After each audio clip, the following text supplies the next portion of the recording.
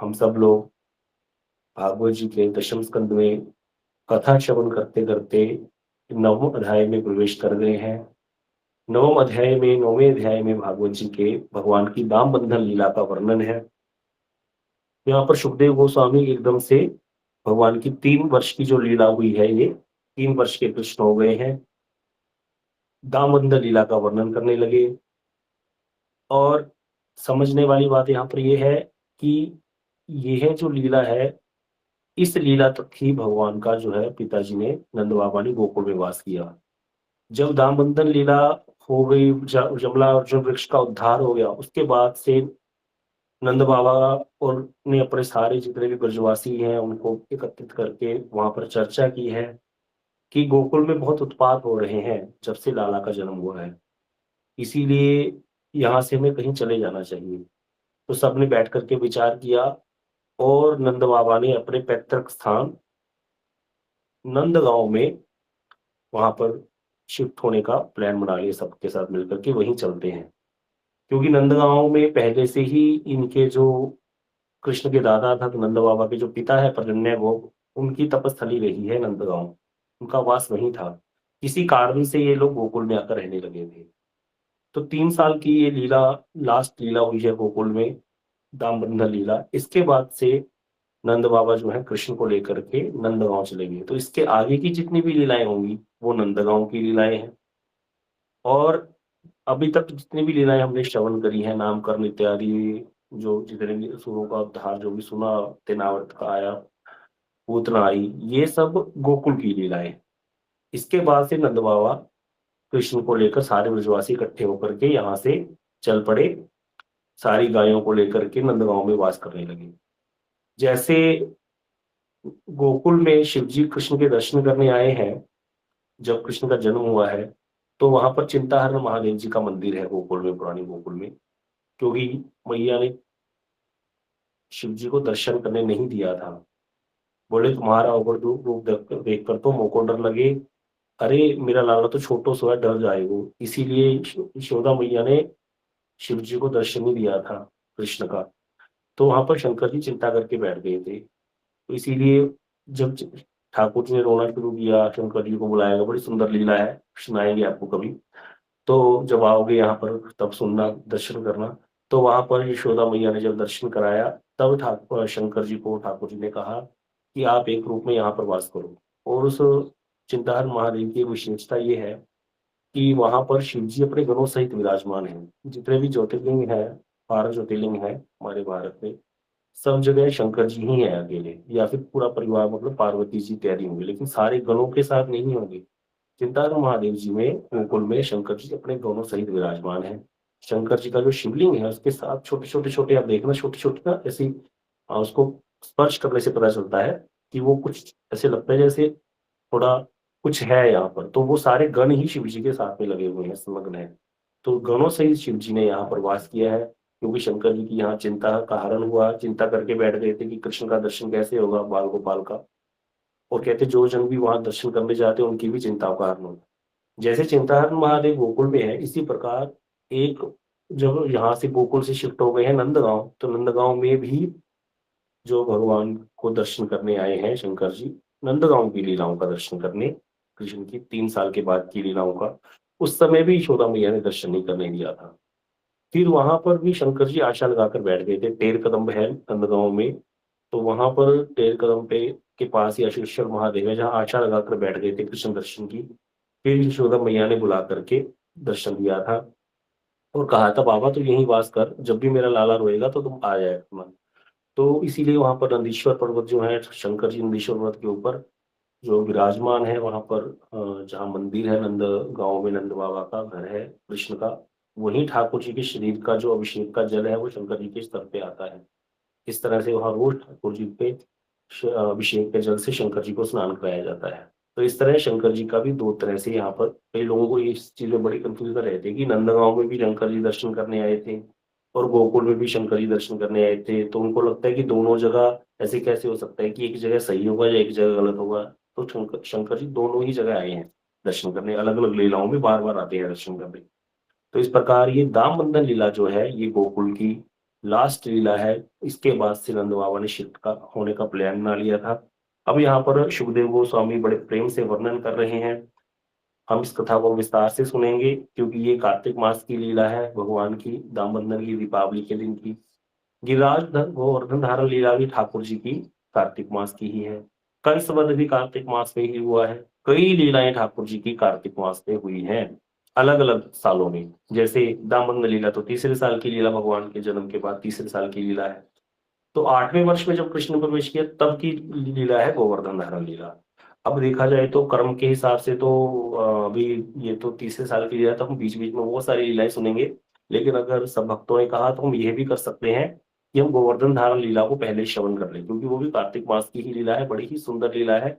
और बड़ा ही वहां पर तत्व निकल करके आते हैं, बड़ा ही आनंद की वर्षा होती है उस लीला को श्रवण करने से भी, गोवर्धन धारण लीला को। ये भी कार्तिक मास की शुक्ल पक्ष की प्रतिपदा को ठाकुर जी ने गिरिराज जी को भोग लगवाया था। और उसके बाद अगले दिन से गिरिराज जी को धारण कर लिया था जब इंद्र ने वर्षा की है। तो यह भी लीला, गोवर्धन धारण लीला भी कार्तिक मास की है। ये जो हम दामोदर श्रवण कर रहे हैं लीला, ये दीपावली के दिन की लीला है। अब यहाँ वर्णन कर रहे हैं सुखदेव गोस्वामी कि जब ऐसी विशुद्ध लीला का वर्णन करा पहले जब हमने सुना था, तो नंद और यशोदा के वात्सल्य प्रेम के विषय में सुन करके बड़े आश्चर्यचकित हो गए हैं परीक्षित जी महाराज, गदगद हो गए। पहले तो उनका जो भावना थी हृदय में, उनको यही लगता था कि कृष्ण देव की और उस देव के पुत्र हैं। लेकिन जब यहाँ पर उनको यशोदा के सौभाग्य के बारे में श्रवण किया, तो वो पूछे बगैर रह नहीं पाए कि उन्होंने कौन सी तपस्या करी थी। तो उसमें उन्होंने बताया था द्रोण और धरा ने ही ब्रह्मा के वरदान से यशोदा नंद के रूप में जन्म ग्रहण किया। तो इस तरह से यहाँ पर बताया था कि कैसे प्रकट लीला में उन्होंने जन्म ग्रहण किया है नंद और यशोदा ने। अब यहाँ एक बड़ा सुंदर भक्ति रसामृत सिंधु का श्लोक बता रहे हैं। कहते, ज्ञान या योग से कभी भी, ज्ञान या योग के साधन के अनुष्ठान से कभी भी संभव नहीं है भगवान के प्रति वात्सल्य प्रेम हो जाए।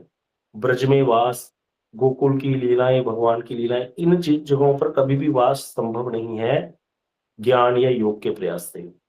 जब इस चीज के प्रमाण कई जगह आते हैं, कई जगह। इसके लिए क्या करना पड़ता है? इसके लिए नवदा भक्ति का पालन ही करना पड़ेगा। अगर किसी को ब्रज में प्रवेश चाहिए, भगवान के धाम में किसी को प्रवेश चाहिए, भगवान के प्रति प्रेमा भक्ति किसी को चाहिए, तो उसको श्रवण कीर्तनाख्या भक्ति का ही पालन करना पड़ेगा, नविदा भक्ति का ही पालन करना पड़ेगा, भक्ति के 64 अंगों का ही पालन करना पड़ेगा।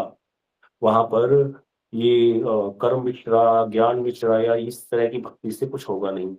कई लोगों को मन में प्रश्न हो रहा होगा, कर्म मिश्रा भक्ति किसको कहते हैं, ज्ञान मिश्रा क्या होता है? तो ये हम कभी आगे चर्चा में लाएंगे। इसको रूप गोस्वामी जी ने बहुत अच्छे से समझाया है। संक्षेप में थोड़ा सा समझ लीजिए, कर्म मिश्रा ज्ञान मिश्रा कैसे है। जैसे कर्म मिश्रा भक्ति क्या है? जहां पर भक्ति है लेकिन कर्म का मिश्रण हो गया, थोड़ा सा इच्छाएं आ गई, संसारिक इच्छाएं आ गई, तो भक्ति तो कर रहा है लेकिन संसारिक इच्छाएं बीच में है, तो वो कर्म मिश्रा भक्ति कहलाती है। भक्ति का ही आचरण कर रहा है लेकिन कर्म मिश्रा है, तो यहाँ पर उसको वो भोग भी मिलेंगे जिस जिस चीज की इच्छा से वो भजन कर रहा है। भजन करते करते मन में इच्छा आ गई मोबाइल मिल जाए बढ़िया, लेकिन वैसे अंदर से पता है कि शुद्ध भक्ति का फल मोबाइल लेना नहीं है। हाँ, लेकिन वो अपने अनर्थों के कारण ऐसी इच्छाएं आ जाती है मन में, तो वहां पर ये भक्ति होगी मिश्रा भक्ति। अब उसको ये फल भी मिलेगा क्योंकि भक्ति कर रहा है, भक्ति तो सब कुछ देने वाली है। लेकिन वो फल के कारण वो उसका टाइम ज्यादा लग गया उसको पहुंचने में भगवान तक। असली भक्ति भी मिलेगी भगवान की, भगवान का प्रेम भी मिलेगा, लेकिन उसमें समय लग जाएगा अगर साधन भजन नहीं छोड़ा तो ये यहाँ से कर्म मिश्रा ज्ञान मिश्रा इस प्रकार से है, वो हम कभी चर्चा फिर करेंगे। तो यहाँ पे रूप गोस्वामी पाद जी ने कहा कि ज्ञानतः सुलभ मुक्ति भुक्ति यज्ञादि पुण्यता स्वयं साधन शास्त्री हरि भक्ति सुलभा, कि ज्ञान से मुक्ति सुलभ हो जाती है। हाँ, और भोग है जो वो यज्ञ आदि से प्राप्त हो जाते हैं, कर्म कर्म कांड करने से भोग प्राप्त हो जाते हैं संसार के। लेकिन वही संयम साधन सहस्त्री हरि भक्ति सहस्त्रों प्रकार के साधन करके भी हरि भक्ति दुर्लभ है, हरि भक्ति प्राप्त करना आसान नहीं है। इसीलिए बताएगा नित्य सिद्ध कृष्ण प्रेम साध्य कबू नाय। कृष्ण प्रेम तो नित्य सिद्ध ही है, हमारे अंदर भगवान के प्रति स्वाभाविक अनुराग है देखा जाए तो, ये बात सही है। श्रवण आदि शुद्ध चित्ते करे उदय कहते, लेकिन वो जो नित्य सिद्ध प्रेम है हमारा भगवान के प्रति, वो अभी क्या हो गया है, वो विकृत हो गया है। हमने क्या किया, जब से जीव संसारी हुआ तो वो संसार को अपना मानने लग गया, अपने आप को शरीर मान लिया, शरीर और शरीर संबंधी लोगों को ही अपना समझने लग गया। लेकिन मूलतः जो हमारा स्वभाव है जीवात्मा का, वो क्या है? जीवेर स्वरूप है नित्य कृष्णदास। जीवात्मा का जो नित्य स्वभाव है वो कृष्ण का दासत्व ही है। वो उसके स्वरूप में ही है, स्वरूप में है अर्थात जहाँ पे उसको कभी नष्ट नहीं किया जा सकता। मतलब हमारे अंदर ही ये चीज निहित है। हम स्वभाव से भगवान के भक्त हैं। लेकिन अब आप कहोगे कि अगर हम स्वभाव से ही भगवान के भक्त हैं, तो फिर हम भजन तो बुद्धिपूर्वक करते हैं, मतलब मन तो लगता नहीं भजन में, और संसार की बातों में लगता है। उसका कारण ये है क्योंकि हमने माया को चूज किया। इसको कैसे समझेंगे? जैसे एक घर है 20 साल से बंद। हाँ, उस 20 साल से बंद घर में शीशे भी रखे हुए होंगे, नेचुरल लैम्प, दर्पण इत्यादि होंगे। अब अगर उसको घर को हम खोलेंगे और 20 साल बाद और वहां जाकर के दर्पण के सामने खड़े हो जाएंगे, तो क्या हमको अपना रूप दिखाई देगा? को बता सकता है? क्योंकि मिट्टी आ गई है दर्पण के ऊपर, 20 साल हो गए बंद घर में, मिट्टी तो आ ही जाती है। तो वो मिट्टी आने से क्या होगा? हमको अपना रूप दिखाई नहीं देगा। लेकिन अगर मैं ये कहूँ कि मेरी जो इमेज है, जो मेरे दर्पण में मेरा प्रतिबिंब तो बन गया है, तो ये क्या मैं झूठ बोल रहा हूँ? दर्पण में तो प्रतिबिंब बन ही गया है ना। दर्पण में प्रतिबिंब बन चुका है कि नहीं बन चुका सामने आते ही? वो प्रतिबिंब सामने जाते ही दर्पण में है। थोड़ी सी धूल हटाने पर क्या होगा? बन गया प्रतिबिंब तो, लेकिन धूल हटाते ही क्या हो जाएगा? वो प्रकाशित हो जाएगा। इसका अर्थ क्या था? दर्पण के सामने जाती प्रतिबिंब तो है, लेकिन मिट्टी के कारण दिखाई नहीं दे रहा। इसी प्रकार हमारे अंदर भगवत प्रेम का स्वभाव, स्वाभाविक रूप से हमारे अंदर भगवत प्रेम है। हमारा जो नित्य अनुराग है, हम हमारा भगवान के प्रति ही है, कृष्ण के प्रति ही है। भगवान के प्रति नित्य अनुराग है जीवात्मा का। लेकिन उसके ऊपर जो ये अनर्थों की धूल पड़ी हुई है, इसके कारण क्या है? वो प्रेम दिखाई नहीं दे रहा हमको।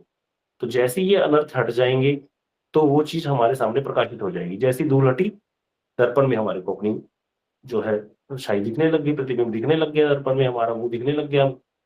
तो सारा प्रोसेस किस चीज के लिए है जो साधन भजन कर रहे हैं? प्रेम भक्ति कहीं से आएगी नहीं हमारे हृदय में, प्रेम भक्ति तो अंदर ही है हमारे। वो सिर्फ प्रकट हो जाएगी, बस प्रकाशित हो जाएगी। कैसे? जैसे ही अनर्थ हटेंगे। तो सारा जोर साधक साधक का किस चीज के लिए होता है? काम, क्रोध, लोभ, मोह, मद और मात्सर्य को हटाने के लिए।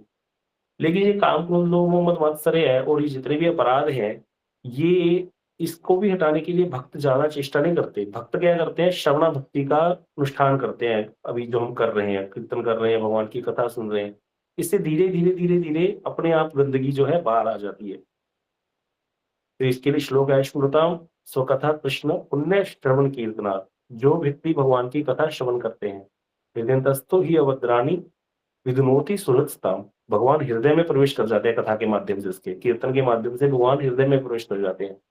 और जाकर के विधुनोति सुहृत्स्ताम, एक सुहृद की भांति उसका साफ करते हैं हृदय। कैसे? समझो। हमारा एक बहुत प्यारा मित्र हमारे घर में आया। हाँ, और घर में आया तो हम लोग मान लो किसी काम में व्यस्त थे, कुछ भी कर रहे थे। माता, मान लो किसी माता जी की कोई सहेली आ गई और वो कपड़े धो रही हैं। अब उसने कहा, अच्छा कपड़े धो रही है बहन? हाँ, बहुत प्यार है। तो वहां देखा जो चेयर पे बहुत सारा सामान रखा हुआ है, घर में सामान बिखरा ही रहता है। तो क्या उसको जरूरत पड़ेगी जो कपड़े धो रही है उसको आए, उठाए, उसको अच्छे से साफ करे और कपड़े उठा करके उसको बैठने के लिए स्थान दे? नहीं, क्योंकि वो उसकी परम जो है मित्र है, सहेली है। वो अपने आप ही उठा उठो के इधर उधर रख देगी और बैठ जाएगी और बातें करने लगेगी। पानी भी शायद उसको बुलाने की जरूरत नहीं पड़ेगी, वो अपने आप ही उठा करके ले लेगी, तुम अपना काम करते हो। तो इसी प्रकार जो परम मित्र होता है, सुहृद बोलते हैं उसको, सुहृद आ गया मेरा। जो सुहृद होता है वो अपने आप सब काम कर देता है, उसको अलग से कुछ फॉर्मेलिटीज करने की जरूरत नहीं पड़ती हमको उनके लिए। इसी प्रकार यहाँ पे श्लोक में बोला गया, विदनोति सुहृद स्थाम। भगवान सुहृद की भांति हृदय में जा करके अनर्थों को धोते हैं हमारे। ये तो बड़ा गंदा काम है किसी के काम, क्रोध, लोग, गंदगी साफ करना तो अच्छा काम नहीं। भगवान क्यों गंदगी साफ करेंगे भाई? हाँ, लेकिन भगवान के लिए श्लोक है ये कि श्रृणुता स्वकथम कृष्ण। भगवान की कथा जब हृदय में जाती है, पुण्य श्रवण कीर्तना, पुण्य श्रवण कीर्तना था, पुण्य श्रवण कीर्तन, भगवान की जो कथा है वो पुण्य श्रवण है, पुण्य ही पुण्य है उसमें। वो जब हृदय में जाती है तो भगवान क्या करते हैं? हृदयंतस्थो ही अभद्राणी, सारे अभद्रों को नाश कर देते हैं, विधुनोति, धो देते हैं। सुहृदस्ताम, एक सुहृद की भांति। जैसे एक मित्र दूसरे मित्र के घर जाते हैं तो उसको कोई भी जाकर के उसके लिए अलग से करना नहीं पड़ता। तो यह कथा का इतना जो है फल बताया गया। इसीलिए भक्त जो है वो कभी भी काम, क्रोध, लोभ, मोह, मद, मात्सर्य को हटाने के लिए चेष्टा नहीं करते अलग से। भक्त जो है वो शरणागत होकर के भजन करते हैं। भक्ति और कर्म में डिफरेंस क्या है समझिए। भक्ति में समर्पण पहले होता है और कार्य बाद में होता है। कर्म में पहले कार्य होता है, फिर समर्पण होता है। यही डिफरेंस है कर्म और भक्ति में। जैसे हम लोग लेके आए बाजार से, एक बच्चा आया और एक एक घर है, कोई घर है, उनका बहुत बड़ा बगीचा है। अब बगीचा है तो उनके घर में आम उतरे बगीचे से, और बच्चा के पिताजी के पास टोकरी भर के आम ले आया, बोले आम आ गए, अच्छा ठीक है, इसमें से कुछ आम भगवान को भोग लगा दो।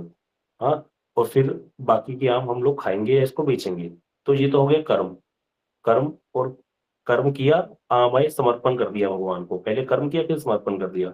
और एक भक्त है, उसके घर में हर वस्तु किसकी है, घर का नाम लिखा हुआ है, जो है ठाकुर जी का घर है, ठाकुर जी का निवास है। वो जो बगीचा है वो ठाकुर जी का है, जो आम है बगीचे के वो ठाकुर जी की सेवा के लिए है। तो यहाँ पर वो समर्पण पहले है उसका, और बाद में वो जो भी वस्तु ग्रहण कर रहा है वो क्या कर रहा है, प्रसाद के रूप में ग्रहण कर रहा है। इसके लिए उसका कर्म नहीं बना। कर्म में पहले कर्म किया जाता है फिर समर्पण होता है। तो वहां पर कर्म समर्पणा भक्ति हो गई है। लेकिन ये भक्ति तो हुई क्योंकि बाद में समर्पण कर दिया। लेकिन भक्ति में, शुद्धा भक्ति में क्या है, पहले ही समर्पण है, पहले ही शरणागत है व्यक्ति।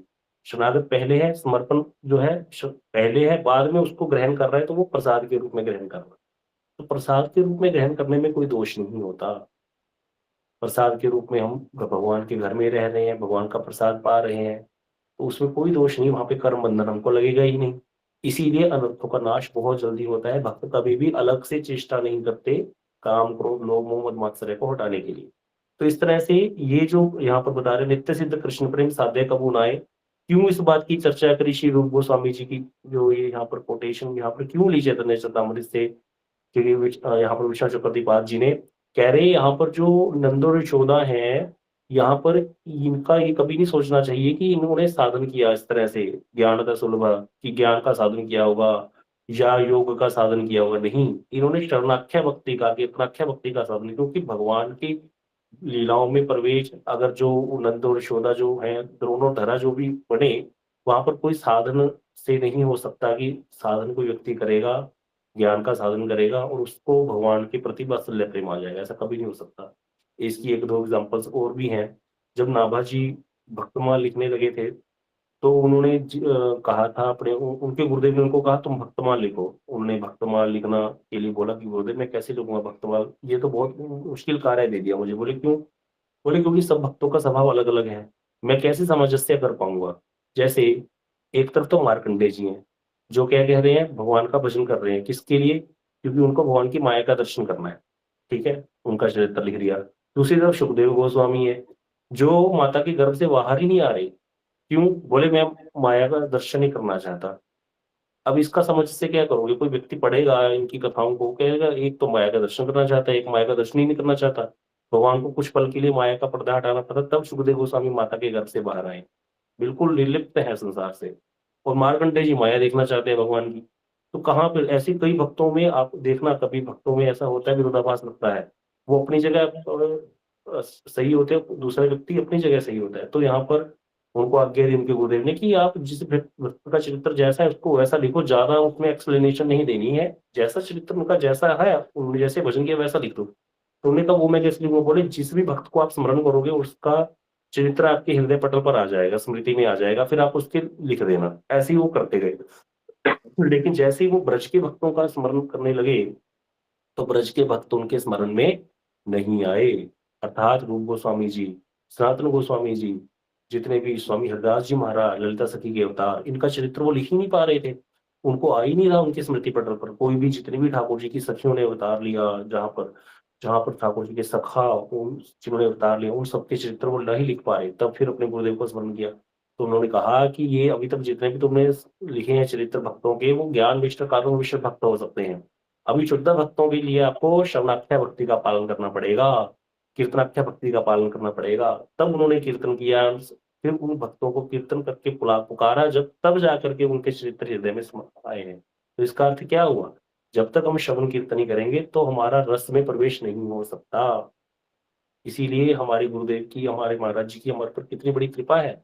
हमको सीधा वही चीज प्रदान करी उन्होंने, हाथ में माला दी, हरे कृष्ण महामंत्र युगल नाम, सीधा गोलोक लेकर के जाएगा। जिनको दीक्षा मंत्र भी जो देते हैं ना, हमको जिनकी दीक्षा हुई होगी, समझ लीजिए ये बात को, दीक्षा मंत्र भी एक जगह पर जाकर लुप्त हो जाते हैं, एक स्थान पर जाकर। गोलोक तक दीक्षा मंत्रों की गति नहीं है। भिक्षा मंत्र का काम अनर्थनाश तक है हमारे, अनर्थनाश हो जाए बस। उसके बाद की जितना भी सारा कार्य है वो महामंत्री ही करेगा, महामंत्री हमको लेकर के जाएगा धाम में। कितनी महिमा! श्रील गुरुदेव की कैसी कृपा है, हमको इस संप्रदाय में जोड़ा अपने साथ। अपने सारे सुखों को त्याग करके हमें ऐसी वस्तु, दुर्लभ वस्तु को प्राप्त प्रदान किया, जिस चीज़ को नाभाजी भी देखो ऐसे बड़े भक्त वो प्रदान नहीं कर पा रहे, समझ नहीं पा रहे, क्यों मेरे हृदय पर प्रभु उनके चरित्र नहीं आ रहे हैं। और कल हम बृहद भागवतम की कथा श्रवण कर रहे थे। गोप कुमार जी हैं, एक भक्त हैं, वो अपनी कथा श्रवण करा रहे हैं किसी को, माथुर ब्राह्मण को। वहां पर वो बताते हैं कि मैं सब जगह गया, वो सब लोकों में गए, मतलब यहाँ से ऊपर के लोग जितने भी हैं, जनलोक, महलोक, तपलोक, सब लोकों में गए, ब्रह्मलोक तक गए। सब लोकों पर जाते जाते शिव जी के भी उनको दर्शन हो गए एक जगह पर। हाँ, अब वो शिव जी के जब दर्शन हुए हैं, तब उनको फिर बाद में वैकुंठ के पार्षदों के दर्शन हुए। अब वो वैकुंठ के पार्षदों के दर्शन करके उनके मन में इच्छा होगी कि मैं वैकुंठ भी जा आऊँ, क्योंकि वो तो सब जगह ही जा चुके थे, सारे लोकों में भ्रमण कर चुके हैं अभी नीचे के सारे लोकों में। गोलोक ये स्वर्ग भी जा आए थे, स्वर्ग का सुख भी देख लिया था उन्होंने, मुक्ति का सुख भी देख लिया था, सब देख लिया था वो कुमार जी ने। तो जब उन्होंने वैकुंठ के पार्षद उनके मन की बात जान गई कि ये वैकुंठ जाना चाहते हैं, तो फिर वैकुंठ के पार्षदों ने कहा कि इस अवस्था में इसी प्रकार एज इट इज, जैसे आप सोचोगे कि आप वैकुंठ चले जाओ, पहले तो आप जहां भी जिस जगह के बारे में सोचते थे, मंत्र के प्रभाव से आप वहां पहुंच जाते थे, क्योंकि वो गोपाल मंत्र जपते थे। लेकिन कहते अब आपको वहां पहुंचने के लिए, वैकुंठ पहुंचने के लिए नवदा भक्ति का, कृपाख्या भक्ति का पालन करना पड़ेगा, तब आपकी वैकुंठ में प्रवेश होगा, नहीं तो होगा नहीं। ये कल इसी चीज पे चर्चा चल रही थी कथा मठ में, जो हमारे भी बृहद भागवतम का भी पाठ हो रहा है, तो वहां पर भी यही महिमा निकल के आई। सोचिए कितनी बड़ी बात है। कल शाम को परिक्रमा कर रहे थे तो चिंतन हो रहा था कि गुरु वर्गों ने कितनी बड़ी वस्तु हमको पहले ही प्रदान कर दी। हमको वो सारे लोगों की जरूरत ही नहीं है, हमको वो वस्तु प्रदान करी, हमको वो हरि नाम, वो कीर्तन दिया, नवदा भक्ति का ही हमको ज्ञान प्रदान किया, उसी का साधन दिया, जिससे सीधी धाम की प्राप्ति होती है भगवान की। अब हम कितना करते हैं कितना नहीं, वो एक बात है, अलग बात। तो इस तरह से ये जो है भक्ति जो है, नवदा भक्ति से ही मिलेगा, ये जो साधन से नहीं मिलेगा, जो साधन हम कर रहे हैं। अभी किसी ने पूछा, शायद वो ऋषियों का प्रश्न, जो गोपाल मंत्र से उपासना कर रहे थे ठाकुर जी की, वही पूछ रहे हैं ना, शायद राम जी जब दंडकारण्य में गए हैं तो गोपाल मंत्र से उपासना कर रहे थे। अब उनके उनका भी साधन क्या था, कब से वो साधन कर रहे हैं गोपाल मंत्र का। राम जी के दर्शन होते ही श्याम विग्रह ठाकुर जी का देख करके मोहित हो गए दंडकारण्य के ऋषि, और कहा कि हमको आप अंगीकार करो। तो भगवान ने क्या कहा, उनको भी यही वर्णन है वहां पर। उनको कहा इस अवतार में नहीं, कृष्ण अवतार में आऊंगा, तुम लोग गोपियों के रूप में जन्म ग्रहण करना, तब जाकर के तुमको जो है मैं प्राप्ति, अब जो है रास में तुम्हारी सम्मिलित करूंगा। अब वहां पर उन्होंने श्योर है कि ब्रज नित्य सिद्ध ब्रजवासियों के अनुगत्य में श्रवणा भक्ति, कीर्तनाख्या भक्ति का पालन किया है, तभी जाकर के उनकी इसे एंट्री हुई, ऐसे हो ही नहीं सकता नहीं तो। हाँ, मंत्र से जो गोपाल मंत्र की इनसे अर्थनाश हो जाएंगी, कई लेवल सब पार कर जाएंगे, लेकिन शरणाख्या भक्ति के बिना, कृष्णाख्या भक्ति के बिना ब्रज में प्रवेश नहीं हो सकता। ये समझने वाली बात है। तो यहाँ पर बता रहे हैं कि नंद यशोदा के प्रेम की तुलना भगवान के प्रति कोई कर नहीं सकता। सुखदेव गोस्वामी ने कहा उनके वात्सल्य प्रेम के अधीन होकर ही कृष्ण ने इतनी मधुर लीलाएं की हैं, जिनकी कोई सीमा नहीं है। अब यहाँ पर कृष्ण क्या करते हैं, कहते हैं बाल लीला के आवेश में गोपियों के घर में माखन चोरी करते थे, इसका वर्णन हम सुन चुके हैं। अब आगे बता रहे हैं कि अपने ही घर में कैसे भगवान ने माखन चोरी की, उसका वर्णन होगा। अपने ही घर में इस लीला में भगवान ने अपने घर में ही माखन चोरी की है। अब यहाँ बता रहे हैं कि यहाँ पर यशोदा मैया के प्रति अगाध वात्सल्य प्रेम का जो परिचय मिलता है कृष्ण के प्रति, कृष्ण की इस लीला में, जिसके बल पर उन्होंने कृष्ण को अपने वशीभूत कर लिया। अब यहाँ बता रहे हैं कि रोज उल्हाना आता था यशोदा मैया को। कोई भी गोपी यशोदा नंदन कृष्ण के प्रति द्वेष नहीं रखती थी, बल्कि वो तो माखन चोरी से संतुष्ट ही होती थी। अगर कन्हैया एक दिन कहीं नहीं आए माखन चुराने, तो गोपी का मन ही नहीं लगता था, पूरा दिन भोजन ग्रहण नहीं करती थी कि नंद का लाला तो आया ही नहीं, यशोदा का लाला तो पता नहीं कहाँ रह गया आज, इस तरह से। लेकिन फिर भी यशोदा नंदन की चतुराई देख करके तो वो आनंदित ही होती थी, लेकिन जाकर के शिकायत क्यों करती थी, जैसे हमने पहले वर्णन किया कि वो सब बता रहे हैं, क्योंकि दर्शन, कृष्ण दर्शन लालसा है, बार बार दर्शन करना चाहती है। दूसरा कि इस बात को सुनकर के यशोदा मैया भी उस आनंद का उपभोग करे जिसका हम भोग कर रही हैं, जिस आनंद का हम आस्वादन कर रही हैं, इसीलिए बार बार जाकर के वर्णन करती थी। यशोदा मैया विचार करने लगी, सोच विचार करके यशोदा मैया ने निर्णय किया हो ना हो, मेरे घर की जो दासियाँ हैं, वो मेरे पुत्र को अच्छे से माखन नहीं खिलाती होंगी, अच्छे से माखन नहीं निकालती होंगी, इसीलिए दूसरों के घर में माखन चोरी करके खाता है। वो ना इसीलिए कहते हैं मैं क्या करती हूँ, अपने हाथ से मैं माखन जो है निकालूँगी और अपने पुत्र को खिलाऊँगी। अब यहाँ पर प्रेम में अधीर हुई यशोदा मैया, कहते हैं यहाँ पर प्रेम की महिमा है यहाँ पर यशोदा की, कि वो अधीर होकर के जिसके कारण उसने क्या किया, स्वयं अ, सोचा कि मैं माखन निकालूँगी आज। यशोदा साधारण नहीं है। यशोदा मैया नंद रानी है, यहाँ पर ब्रज की रानी है ये, क्योंकि नंद बाबा ब्रज के राजा हैं। तो रानियों को तो कोई काम नहीं होता, उनको तो देख-रेख करनी होती है ऊपर-ऊपर से। लेकिन यशोदा मैया ने यहाँ पर सोचा कि अपने लाला के लिए आज मैं ही माखन निकालूँगी। दीपावली का दिन है, यहाँ पर कहते हैं और यशोदा मैया ने सारे जितने भी दास-दासी हैं उनको बोल दिया कि इंद्र याग की तैयारी के लिए आप लोग भी चले जाओ। सब लोग गोकुल से बाहर खुले स्थान पर जाकर के इंद्र याग की तैयारी के लिए बहुत सारे पकवान इत्यादि बनाते थे। तो यशोदा मैया ने वहीं पर सबको भेज दिया। और यहाँ पर एक वर्णन और कर रहे हैं सुखदेव गोस्वामी, कहते हैं कि विष्णु चक्रवर्ती जी कहते हैं, इस सब चीज़ को सुन के समझ के कोई ये ना समझ ले कि सच में दासियाँ अच्छे से माखन नहीं निकालती थीं। ये सच में से दासियाँ ही जो हैं वो ठाकुर जी को माखन नहीं खिलाती थी। क्या बता रहे हैं यशोदा मैया की जो गृह दासियाँ हैं, वो कृष्ण को अपने पुत्र से भी ज़्यादा प्रेम करती थीं। उनका हृदय तो वात्सल्य प्रेम से परिपूर्ण था, नहीं तो क्या हो सकता है कि यशोदा के घर में दासी बनने का सौभाग्य उसको प्राप्त हो जाएगा? जिस सौभाग्य को आगे वर्णन आएँगे, सुखदेव गोस्वामी श्लोकों का वर्णन करेंगे, जिस सौभाग्य को शिव जी, ब्रह्मा इत्यादि नहीं प्राप्त कर सके, लक्ष्मी जी जिनको प्राप्त नहीं कर सकी जिस सौभाग्य को, उस सौभाग्य को यशोदा के घर की दासियाँ प्राप्त कर रही हैं। तो ये दासियाँ कोई साधारण थोड़ी होंगी। ये तो पता नहीं कौन जिन्होंने कृष्ण के विशुद्ध वात्सल्य प्रेम के प्रति जिनको लोभ हो गया, जैसे हम लोग अभी कथा श्रवण कर रहे हैं, किसी को लोभ हो जाए, हमें तो ऐसे ही अनुगत्य में सेवा करनी है कृष्ण की, हमें भी कृष्ण के प्रति वात्सल्य प्रेम से सेवा करनी है। तो ऐसा कोई फिर वो साधन करे नवदा भक्ति का, तब उसको ऐसा प्राप्त हो सकता है। तो इसीलिए कह रहे हैं, ये जो दासियाँ हैं, ये कृष्ण को कभी-कभी स्तनपान भी कराती थीं और उनको डाँट-डपट भी देती थीं। ऐसा अधिकार जो कृष्ण को डाँट भी देती हैं, इसीलिए उनका अधिकार सामान्य नहीं है। कृष्ण को अपने प्राणों से भी अधिक सेवा करती थीं और उस उनके सामने बढ़िया माखन प्रस्तुत करती थीं। लेकिन ये वात्सल्य प्रेम का अतृप्त स्वभाव है यशोदा मैया का, जो उसको लग रहा है कि मेरा पुत्र तृप्त नहीं हुआ। दासियों की यहाँ पर कोई वो नहीं है, इसको समझना ये प्रेम की बातें हैं। यहाँ पर यशोदा मैया का अपना वात्सल्य है कृष्ण के प्रति, इतना ज़्यादा वात्सल्य प्रेम का स्वभाव होता है। जैसे शबरी मैया है, रोज़ बेर तोड़ती है, रोज़ चखती है, उसको पता नहीं है किस पेड़ पेड़ के जो बेर हैं वो मीठे हैं, किस मौसम में पूरे मीठे हो जाते हैं बेर, सब पता है उसको। लेकिन प्रेम के वात्सल्य स्वभाव के कारण उसको जो इतना प्रेम है ठाकुर जी से, जब राम जी आए तब दोबारा मीठे ही बेरों को वो चख-चख करके देने लगी, मीठे बेरों को ही। क्योंकि उसको एकदम से सेवा में भी कोई त्रुटि नहीं करना चाहती वो, इसीलिए। नहीं तो उसको क्या नहीं पता, हम लोगों को साधारणतः बाज़ार में जाकर पता चल जाता है ये फल कैसा है, हाथ लगा कर के पता चल जाता है मीठा होगा कि नहीं होगा, पका हुआ है कि नहीं है। तो वो तो पहले से कितने साल हो गए थे। वो वर्णन करते थे, बोलती थी अगर ये चिड़िया इधर बैठ के है ना, इधर आज उड़ के चलेगी तो आज राम जी आएँगे। इस प्रकार से रोज़ वो कभी चीज़ों को देख-देख के अनुमान लगा-लगा करके जीवन यापन करती थी, ऐसा प्रेम था। तो यहाँ पर यही यशोदा मैया की गति है कि यहाँ पर वो अपने हाथों से निकाल कर के माखन कृष्ण को तृप्त करना चाहती है, इसके लिए ललायित है।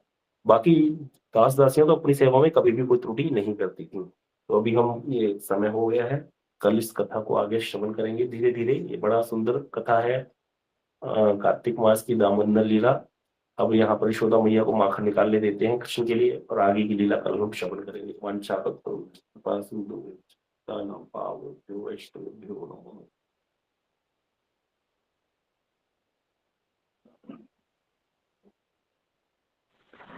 हरे कृष्णा। प्रणाम प्रभु जी। हरे कृष्ण और दंडवत प्रणाम। तो देखो प्रभु जी, जो अभी हमें कथा श्रवण कराएंगे दामोदर लीला, ये अभी कार्तिक मास को, जिसको हम दामोदर मास के भी नाम से जानते हैं, तो इस कथा के हमारी जो जब परिक्रमा होती थी पहले, जो 1 महीने की, तो पूरे महीने इसी लीला के विषय में कथाएं होती थी सोचो। और इतनी कथाएं होती थी कि एक श्लोक के ऊपर कम से कम 4-4, 5-5 वक्ताओं को बोलना होता था। तो भी 1 महीने में ये कथा संपूर्ण आज तक नहीं हुई। मतलब जो हमारी जो दामोदर लीला, जो दामोदर अष्टकम है, उसके श्लोकों को लेके ये कथाएं होती थी, सभाएं होती थी। और एक श्लोक के ऊपर एक सभा बैठ गई, उस पे बोलने वाले कम से कम 4-4, 5-5 वक्ता, फिर उसी को लेके संध्या के समय में, और ऐसे करते करते जो जो दामोदर अष्टकम है, वो पूरे महीने में भी पूरा नहीं हो पाता था, इतना था समुद्र है और इतनी सारी बातें हैं। तो हम लोगों को सौभाग्य है कि हम कार्तिक मास में, है ना, और वैष्णव के मुखारबिंद से इन कथाओं को श्रवण करेंगे। तो सभी लोग बड़े ध्यान से श्रवण करना, जो आगामी जो लीला है, ठीक है, प्रभु जी के मुख से हम श्रवण करेंगे, सभी लोग बड़े ध्यान से श्रवण करना। ठीक है, धन्यवाद प्रभु जी। हरे कृष्ण।